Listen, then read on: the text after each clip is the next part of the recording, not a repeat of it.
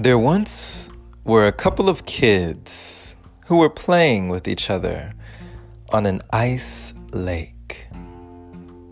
And as they were skating with their shoes on this ice lake, playing around and laughing, enjoying themselves, all of a sudden, unbeknownst to them, some cracks started to form in the ice. And one of the children fell down into the ice, sinking right before the eyes of the other kid, who looked upon his friend at first in shock and running over, tried to rescue him by plunging his arm into the icy water. But as his arm and his hand and his hold on his friend started to slip, without a grip, his friend started to sink fast into that cold abyss. Thinking fast on his feet, frantically looking around, he didn't see anyone who could help. But he did see a nearby tree. So he ran to the tree, and as he climbed up it, he grabbed a large hunk of the tree, a branch coming out of the side that was abnormally large, something that a child of his size would not be able to take apart. But he mustered up the strength to rip off this huge branch, carry it over to the puddle in the ice lake, and rescue his friend, who was able to grab onto the branch just in time. EMT and paramedics came by later on, taking care of the boy as he was freezing. Someone asked what had happened there, and an old man who had been in the woods nearby, staring from the trees, happened to see the whole thing. The old man stepped out of the forest and came to meet them. And as the paramedics asked him, how was this child able to do this impossible feat?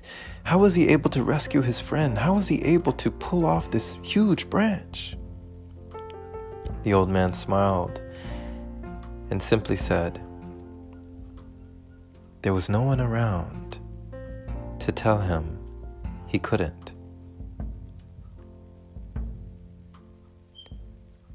When was the first time in your life you heard the word no?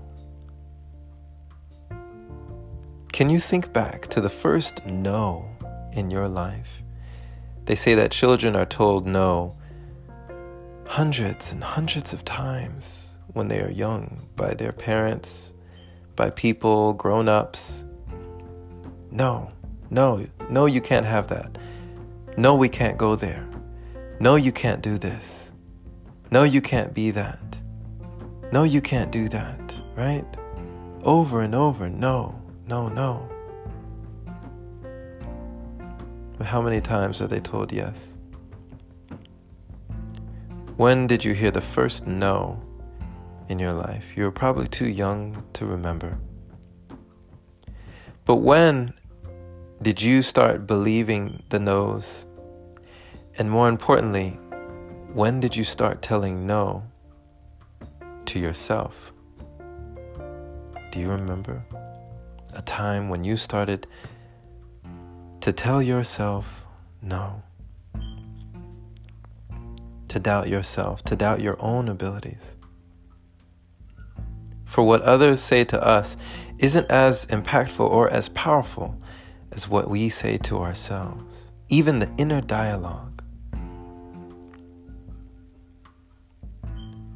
Without that word no, without any restrictions on our belief or our perception of our reality, what we think we can do, and more importantly, what we think we cannot. It all depends on what you believe. Morpheus told Neo in the jump program of the Matrix, when he demonstrated going from one skyscraper, jumping all the way up into the air, into the other skyscraper. Just before he demonstrated this impossible feat, he said, "You have to let it all go, Neo. Fear, doubt, and disbelief. Free your mind." And he proceeded to jump.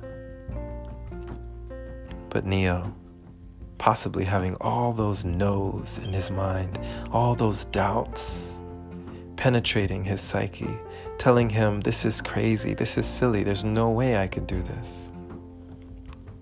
He proved himself right. For just as Henry Ford said, he who thinks he can and he who thinks he cannot, they are both correct. So my friend, when did you start to tell yourself no? Can you think back and find it? And if today is the first day of the rest of your life, will you continue to tell yourself no? Will you continue to give yourself reasons, excuses, a way out of the power, that limitless power you have inside you, the power that resides within, that's always been there? Will you continue to deny your greatness? Or will you say, yes?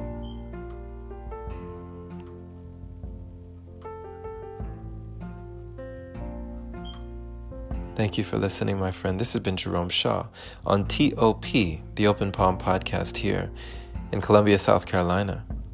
I trust you received an encouraging message letting you know that the only thing that is impossible is the thing you believe to be. But just like Nelson Mandela said, it is only impossible until it is done. Share this with someone who needs to hear it. And if this is your first time receiving this podcast, subscribe for more inspirational messages like this. If you'd like to support, head on over to anchor.fm/jshaw. Clicking that support button is much appreciated.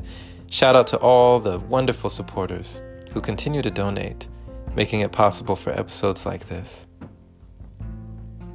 Have a blessed day or night, wherever you are, my friend. And as always, take care.